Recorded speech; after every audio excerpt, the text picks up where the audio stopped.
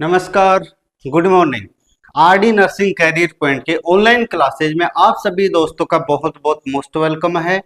तो dear friends, हम nursing research के बारे में डिस्कस कर रहे थे, जिसके अंदर इंट्रोडक्शन की क्लासेज के अंदर हमने देखा था टाइप ऑफ रिसर्च के बारे में और उसका सिंपल इंट्रोडक्शन। ठीक है, तो आज हम बहुत ही अच्छा टॉपिक लेकर आए हैं। आज अपना टॉपिक होगा रिसर्च प्रोसेस, यानी कि नर्सिंग के अंदर रिसर्च प्रोसेस की कौन कौन सी स्टेप्स को फॉलो करते हुए और कोई भी एक रिसर्च को कंप्लीट किया जाता है। ठीक है, तो वन बाय वन हम आपका टाइम वेस्ट किए बिना इस टॉपिक की स्टडी करते हैं। तो चलिए शुरुआत करते हैं। सबसे पहले देखो, बात हो रही है रिसर्च प्रोसेस की, है ना। थोड़ा सा मैं ब्रीफली इसके बारे में बता देते हैं। रिसर्च प्रोसेस का मतलब क्या है कि जब हम कोई भी रिसर्च एक्टिविटी कंडक्ट करते हैं तो उसको लास्ट स्टेज या फाइनल रिजल्ट तक पहुंचाने के लिए या लास्ट स्टेप तक जाने के लिए, यानी कि फाइनल आउटकम तक पहुंचने के लिए बहुत सारे सीक्वेंस का फॉलो किया जाता है। तो उन सारी जो जितनी भी सीक्वेंस होती है जिनको हम फॉलो करते हैं, उनको वन बाय वन एक दूसरे को कंप्लीट करते हुए और उसका जैसे फाइनल रिजल्ट देखेंगे तो हमें कैसा आउटकम मिलेगा। तो इसका मतलब क्या हो गया, इंट्रोडक्शन से लेकर या फर्स्ट स्टेप से लेकर और बहुत सारी स्टेप का फॉलो करते हुए लास्ट फाइनल जो रिसर्च रिपोर्ट तैयार होती है ना, तो उसमें जो जो क्रियाविधि जो जो प्रोसेस होती है ना, उसी को ही हम क्या बोलते हैं, नर्सिंग रिसर्च प्रोसेस है। या फिर हम दूसरी सिंपल लैंग्वेज में बोलें तो किसी भी पेशेंट केयर से रिलेटेड, किसी भी डिजीज से रिलेटेड या हेल्थ केयर सेटिंग या फिर हेल्थ फील्ड के या फिर मेडिकल फील्ड के अंदर कोई भी प्रॉब्लम आती है या हेल्थ से रिलेटेड कोई भी न्यू सर्च करना है, तो हमें फाइनल उस आउटकम तक पहुंचना है कि इसका डिजायर लास्ट में रिजल्ट क्या होगा। तो उसके लिए बहुत सारी स्टेप को हम क्या करते हैं, फॉलो करते हैं और लास्ट में जाकर हमें अपना जो भी लक्ष्य है, जो भी टारगेट है, जो भी आउटपुट है वो हमें प्राप्त होता है। तो मतलब पेशेंट की केयर से रिलेटेड देखेंगे तो यानी कि पेशेंट के ऊपर हमें क्या सर्च करना है, कौन सी प्रॉब्लम आइडेंटिफाई करनी है जिसकी वजह से कि हमें ये रिजल्ट आइडेंटिफाई हुआ है। तो इसका मतलब क्या है कि नर्सिंग से रिलेटेड कोई भी एविडेंस का अगर स्टार्टिंग से लास्ट फाइनल रिजल्ट तक हम डिफरेंट सीक्वेंस या फिर डिफरेंट स्टेप्स को फॉलो करते हुए लास्ट आउटकम तक पहुंचते हैं ना, तो इस पूरी प्रोसेस को या सिस्टमेटिक सीक्वेंस को ही अपन क्या बोलते हैं, नर्सिंग रिसर्च प्रोसेस बोलते हैं। अब यहां से हमेशा क्वेश्चन पूछा जाता है कि वो कौन कौन सी स्टेप्स है, कौन कौन सी प्रोसेस है, कौन कौन से पॉइंट है कि जिनको वन बाय वन किसी भी रिसर्चर के द्वारा फॉलो किया जाता है, तो उनको हम बोलते हैं steps of nursing research process. तो हम वन बाय वन आपके साथ डिस्कस करेंगे steps of nursing research process. ठीक है, सबसे पहले अगर हम किसी भी टॉपिक के ऊपर सर्च करेंगे ना, तो सबसे पहले टॉपिक होना चाहिए। टॉपिक का मतलब क्या हो गया कि जिसके ऊपर हम सर्च करने जा रहे हैं, यानी कि जिसके ऊपर हमें कुछ भी नया डाटा इन्वेंट करना है, तो वो टॉपिक हमारे पास होना चाहिए। टॉपिक का मतलब प्रॉब्लम, यानी कि प्रॉब्लम स्टेटमेंट बोल सकते हैं, या फिर सबसे पहली जो स्टेप होती है ना, that is called problem identification. तो सबसे फर्स्ट वन स्टेप होगी जिसको अपन बोलते हैं प्रॉब्लम स्टेटमेंट। ठीक है, इसी को अपन क्या बोल सकते हैं, प्रॉब्लम आइडेंटिफिकेशन, है ना। ठीक है, इसके बाद में नेक्स्ट में जो सेकंड स्टेप किसी भी रिसर्चर के द्वारा फॉलो किया जाता है, that is called review of literature. Review of literature, ठीक है। रिव्यू ऑफ लिटरेचर के बाद में मैं पहले कंप्लीट जो फॉलो कंप्लीट जितने भी स्टेप्स हैं उनको सबसे पहले मैं डायग्रामेटिक लिख देता हूं, उसके बाद में वन बाय वन एक एक के बारे में हमें डिस्कस करेंगे। नेक्स्ट वन है हाइपोथेसिस। ठीक है, इसके बाद में है रिसर्च डिजाइन।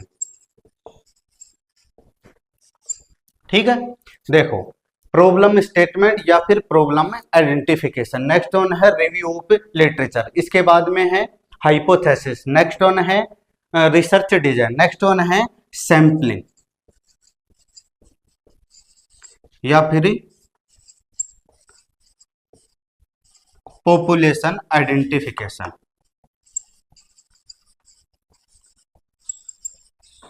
ठीक है, इसके बाद में है यहां से data collection, data collection, next one है data interpretation, data interpretation, and सबसे लास्ट वन है that is called final research report. Clear है?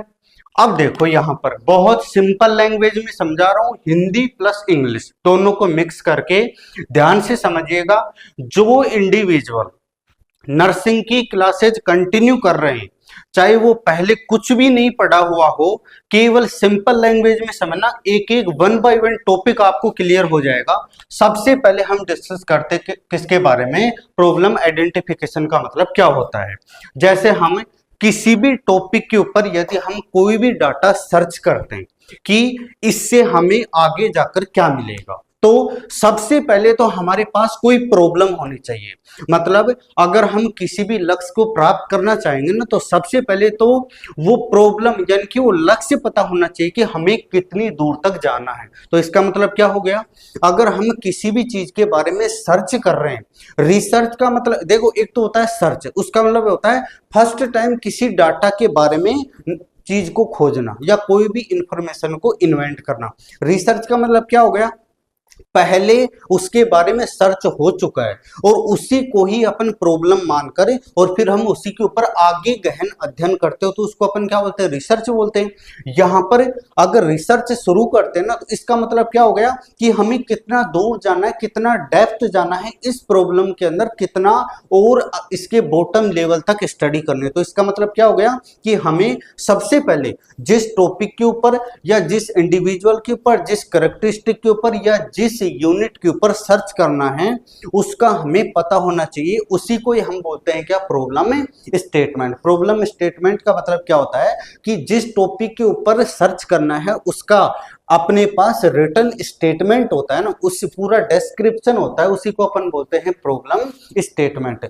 यानी कि वो ब्लूप्रिंट या फिर वो स्टेटमेंट जिसके ऊपर हम पूरी की पूरी रिसर्च प्रोसेस टिकी हुई होती है, उसको बोलते हैं प्रॉब्लम स्टेटमेंट। आई बात समझ में?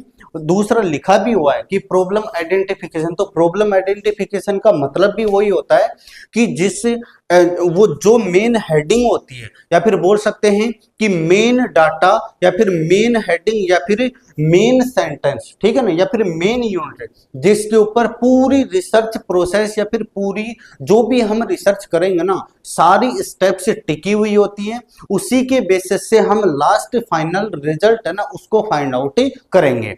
और कौन कौन से रिसोर्सेज अपने को यहाँ यूज करना है, कौन कौन से पैरामीटर यहाँ पर अप्लाई करने हैं, वो सारे के सारे किसके ऊपर डिपेंड होंगे, इसी प्रॉब्लम स्टेटमेंट या प्रॉब्लम आइडेंटिफिकेशन के ऊपर। ठीक है, जितना जितना बेस्ट किसी भी रिसर्चर का प्रॉब्लम आइडेंटिफिकेशन जितना बेस्ट होगा, यानी कि प्रॉब्लम स्टेटमेंट जिस रिसर्च का जितना ज्यादा बेस्ट होगा, उतना ही फाइनल जो रिसर्च रिपोर्ट है उतना ही बेस्ट होगा, एक्यूरेट होगा। उसके अंदर बियास होने के यानी कि कंफ्यूजन होने के उतने ही कम चांसेज होंगे। ठीक है, और किसी भी ये जो प्रॉब्लम स्टेटमेंट जो फाइनल किया जाता है प्रॉब्लम स्टेटमेंट, तो ये किसी मतलब कि नॉर्मल इंडिविजुअल के द्वारा नहीं हो सकता।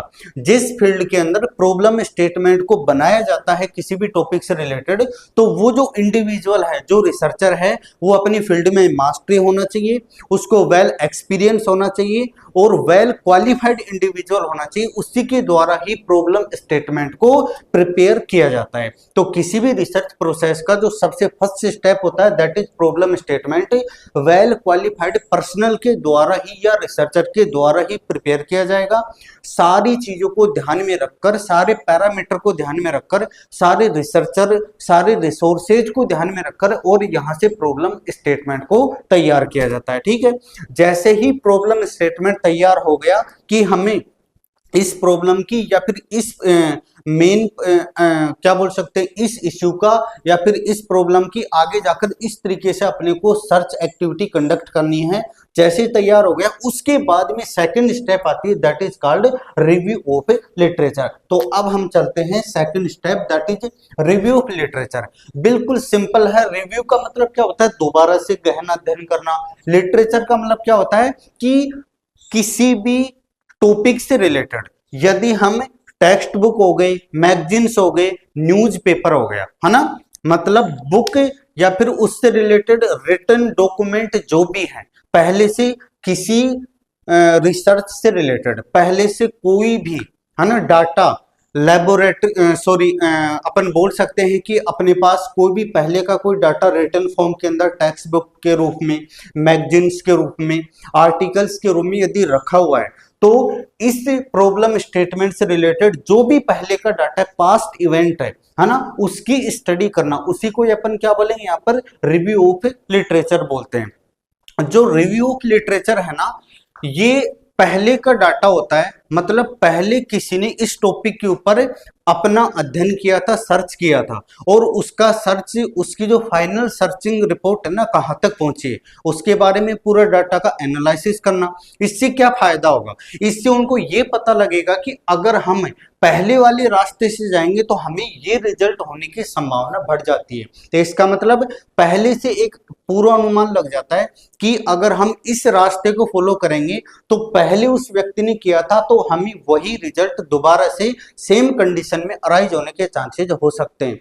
आजकल यदि अपन देखते हैं तो बहुत सारे सोशल मीडिया के द्वारा भी हमें नॉलेज वगैरह गेन कर सकते हैं, जैसे ऑनलाइन और ऑफलाइन दोनों मेथड से, जिनसे हमें पास्ट इवेंट के अंदर जो भी किसी भी रिसर्च प्रोसेस से रिलेटेड जो भी डाटा है उनकी स्टडी कर सकते हैं। न्यूज़पेपर वगैरह, टेक्स्ट बुक वगैरह होती है, उनके अंदर देखकर हम पास्ट के अंदर जो भी उससे रिलेटेड जो भी डाटा है ना वो कलेक्ट कर सकते हैं। तो उसको अपन क्या बोलते हैं? Review of literature. यहां से हमने प्रॉब्लम को डिफाइन किया या फाइनलाइज किया, उसके बाद में उससे रिलेटेड पहले का जो भी डॉक्यूमेंटेशन था उसके हमने वन बाय वन क्या किया? स्टडी किया। ठीक है, इसके बाद में होता है यहाँ पर हाइपोथेसिस। ठीक है डियर फ्रेंड्स, यहाँ से समझना हाइपोथेसिस का मतलब क्या होता है। हाइपोथेसिस का मतलब होता है पूर्वानुमान, है ना, यानी कि as a assumption statement. Assumption का मतलब क्या होता है? एक पूर्वानुमान लगाना कि अगर मैं इस प्रोसेस के थ्रू आगे बढ़ूंगा तो मैं इस रिजल्ट तक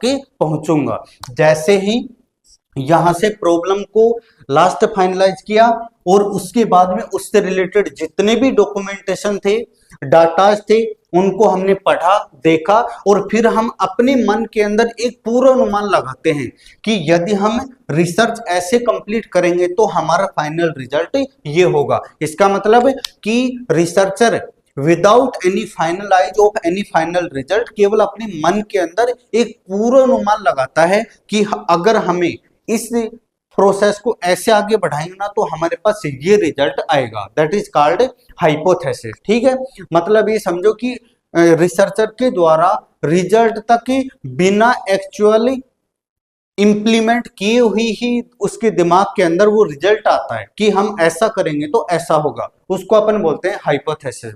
नेक्स्ट वन है स्टेप रिसर्च डिजाइन।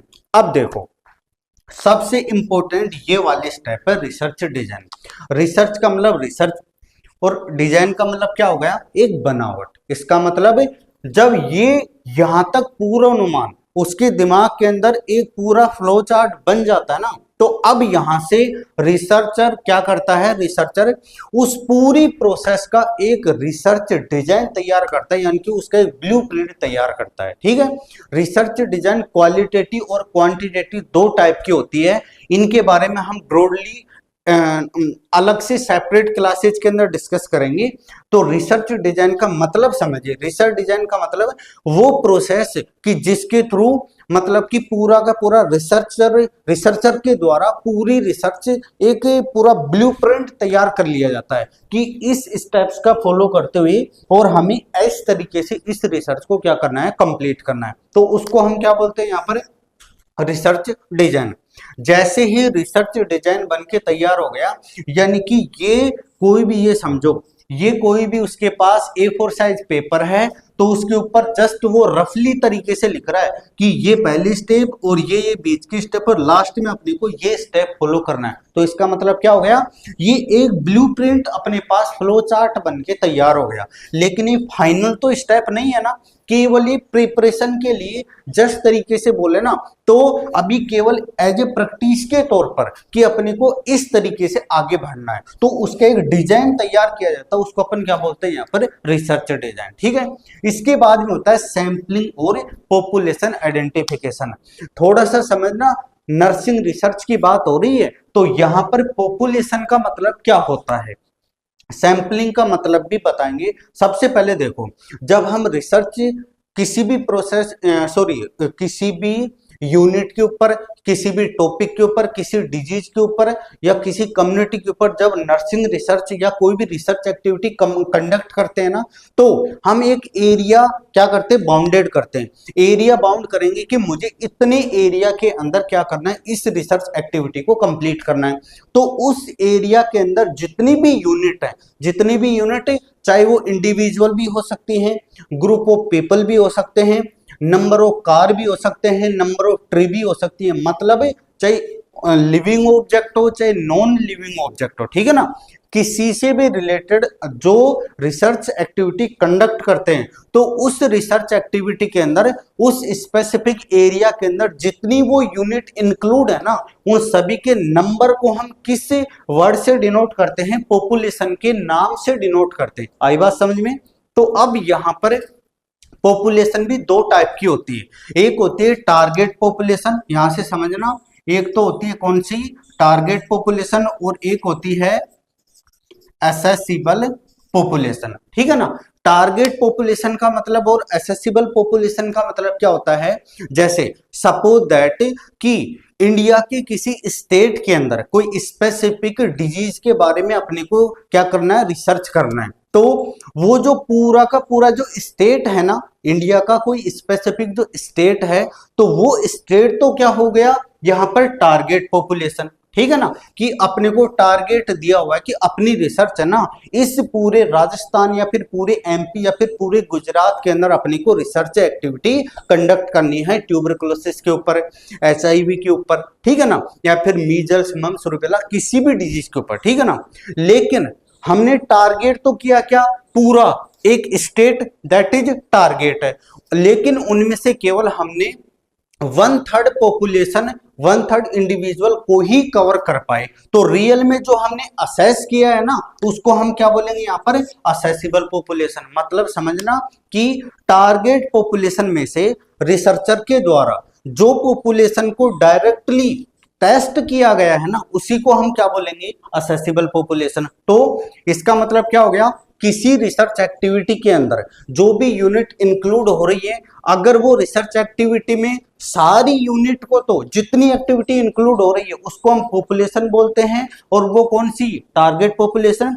और जो उन यूनिट में से जो यूनिट रिसर्च एक्टिविटी में शामिल हो रही है उसको अपन क्या बोलेंगे, असेसिबल पॉपुलेशन। और अब समझना, इन असेसिबल पॉपुलेशन में से एक सबसे छोटी यूनिट, सबसे सिंपल, सबसे छोटी यूनिट जिसको हम अलग कर लेते हैं, वो एक इंडिविजुअल, एक व्यक्ति पूरे ग्रुप के समान कैरेक्टरिस्टिक शो करेगा, तो उसको हम बोलेंगे सैंपल। क्या बोलेंगे उसको, सैंपल।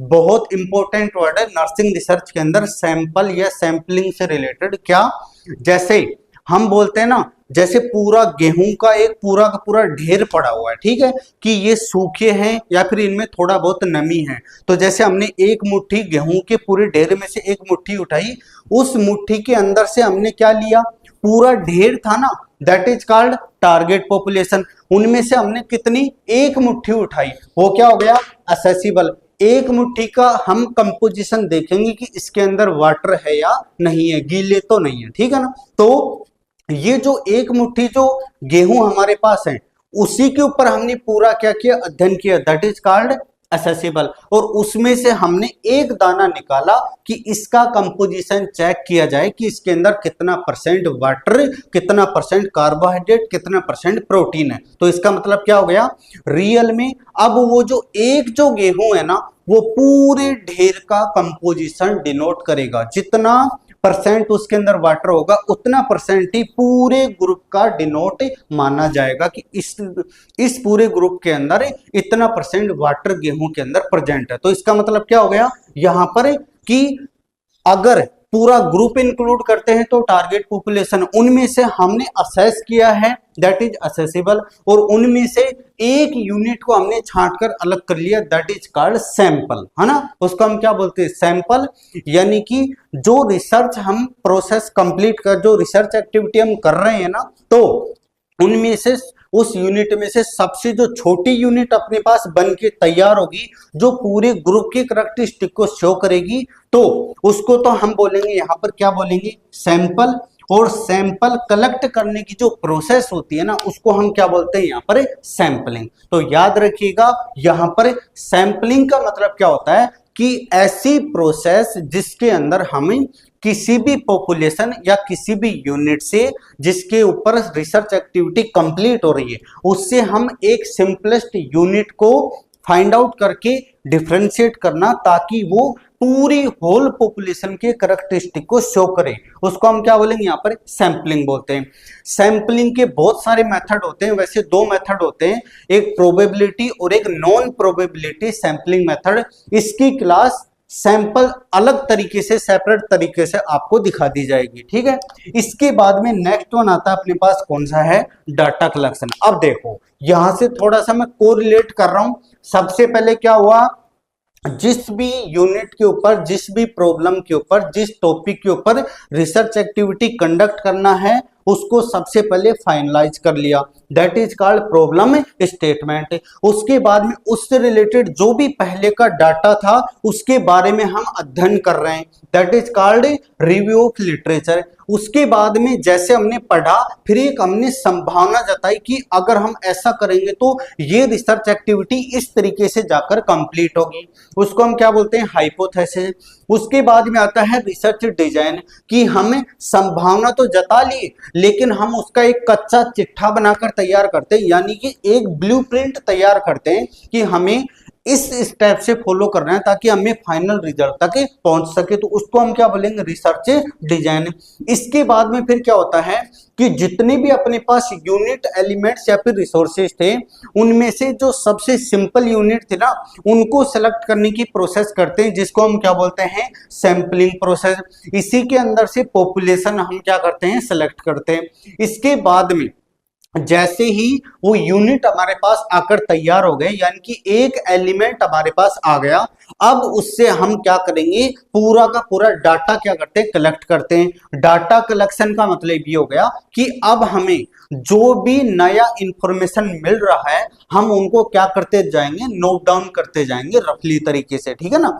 अभी हम ना तो पॉजिटिव फैक्टर के ऊपर ना ही नेगेटिव फैक्टर के ऊपर फोकस कर रहे हैं, बट डायरेक्टली जैसे ही यहां से रिसर्च डिजाइन तैयार किया और सैंपलिंग मेथड के द्वारा जो इंफॉर्मेशन हमें मिल रही है, हम उन इंफॉर्मेशन को इस सैंपल के द्वारा, जो भी इंफॉर्मेशन है, जो भी डाटा है, जैसे ही वो अपने को बताता जा रहा है, हम उसको कलेक्ट करते जा रहे हैं, दैट इज डाटा कलेक्शन। जैसे ही डाटा कलेक्शन हुआ, डाटा कलेक्शन के बहुत सारे मेथड हम अप्लाई करते हैं, समझ रहे हैं, जैसे सर्वे मेथड हो गया, इंटरव्यू मेथड हो गया, इसके अलावा और अपन बोल सकते ऑब्जर्वेशन मेथड होता है, ठीक है ना। इसका मतलब क्या हो गया कि बहुत सारे, है ना, डायरेक्ट और इनडायरेक्ट बहुत सारे मेथड्स का यूज करते हुए हम क्या करेंगे, डाटा कलेक्ट करेंगे। और वैसे यदि अपन देखेंगे ना, तो डाटा दो टाइप के होते हैं, जो जहां से हमें क्या बोल सकते हैं, डाटा कलेक्ट कर सकते हैं, वो सोर्स दो टाइप के होते हैं। एक तो होता है प्राइमरी सोर्स,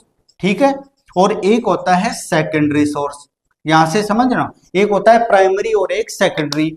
प्राइमरी सोर्स का मतलब क्या है कि डायरेक्ट यदि हमें फर्स्ट हैंड इंफॉर्मेशन यदि प्राप्त होती है तो उसको अपन क्या बोलेंगे, प्राइमरी डाटा। सेकेंडरी डाटा का मतलब क्या हो गया, फर्स्ट हैंड इंफॉर्मेशन के अलावा अगर अपने को साइड किसी भी रिसोर्स से यदि इंफॉर्मेशन मिलती है तो उसको हम क्या बोलेंगे, यहाँ पर सेकेंडरी डाटा बोलते हैं। अब देखो डाटा इंटरप्रिटेशन, डाटा इंटरप्रिटेशन का मतलब क्या होता है कि इसका मतलब हो गया डाटा एनालिसिस। मतलब जो डाटा हमने यहाँ पर कलेक्ट किया ना वो हमारी रिसर्च के लिए कुछ पॉजिटिव होगा कुछ नेगेटिव होगा, तो फिर लास्ट में रिसर्चर के द्वारा वेल क्वालिफाइड पर्सनल के द्वारा बैठकर उसमें से पॉजिटिव और नेगेटिव पॉइंट को क्या किया जाता है, सेपरेट किया जाता है, और उसके बाद में उनको एक सूटेबल वे के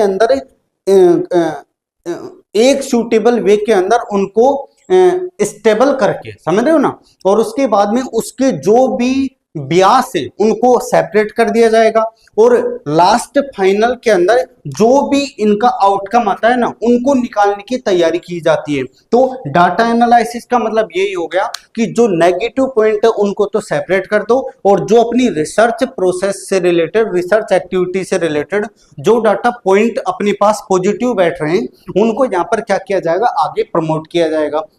और इन्हीं पॉइंट के आधार पर जो यहां पर इंटरप्रेट किया ना रिसर्चर के द्वारा, सबसे लास्ट में फिर फाइनल रिसर्च रिपोर्ट बनाकर तैयार कर दी जाती है कि ये प्रॉब्लम थी और ये यूनिट जब आई हमारे सामने तो इस प्रोसेस का फॉलो करते हुए और जब हमने डाटा कलेक्ट किया तो उसकी वजह से हमारे सामने ये वाली फाइनल रिसर्च रिपोर्ट बनकर तैयार होगी। तो हमने देखा यहाँ पर ये कुछ स्टेप्स का फॉलो करते हुए एक रिसर्चर के द्वारा किसी भी टॉपिक, किसी भी यूनिट या किसी भी डिजीज या फिर किसी भी मेडिकल बोल सकते यूनिट से रिलेटेड अगर कोई रिसर्च एक्टिविटी कंप्लीट की जाती है तो डिफरेंट टाइप की स्टेप्स का फॉलो किया जाता है, जिसके अंदर research problem, review of literature, hypothesis, उसके बाद में रिसर्च डिजाइन, सैंपलिंग या फिर बोल सकते हैं population identification, next on data